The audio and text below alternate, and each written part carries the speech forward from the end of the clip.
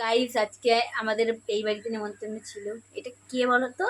ওই যে বান্ধবী, এই বান্ধবী এখন স্নান করে আসলো। ঠিক আছে, আমাদের সকাল থেকেই নেমন্তন্ন ছিল, সকালে ব্লগটা করতে পারিনি, তো দুপুরে আমাদের এখানে নেমন্তন্ন, রাতেও নেমন্তন্ন। সব আমরা কালকে প্ল্যান করেছি যে হ্যাঁ বান্ধবীর বাড়িতে খেতে হবে, বান্ধবীকে বলেছি।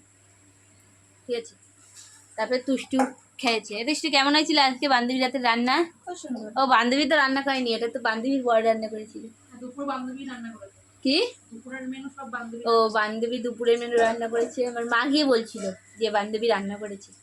তো ঠিক আছে, বান্ধবী রান্না করেছে, প্রথমবার বান্ধবীর হাতে রান্না খাবো। এছাড়া বান্ধবী রান্না করে না, বান্ধবীর বরই সারাদিন রান্না করে।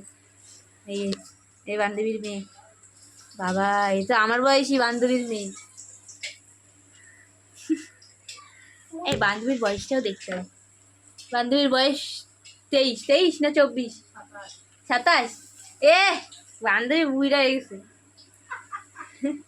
বান্ধবী এখন কি করছে চলো বান্ধবীর বাড়িতে কি কি মেনু হয়েছে সব দেখো। কি কি ব্লগটা শেষ কর একটা জিনিস। কি করছো বান্ধবী? এই যে বেগুনি ভেজেছি, বেগুনি। এই বেগুনি ভাজছে, বেসন কম আছে তো কিছু মনে করি না। এই কানা দেখ, ভালো ভালো গুলো দেখা। এই যে বান্ধবীর বাড়িতে।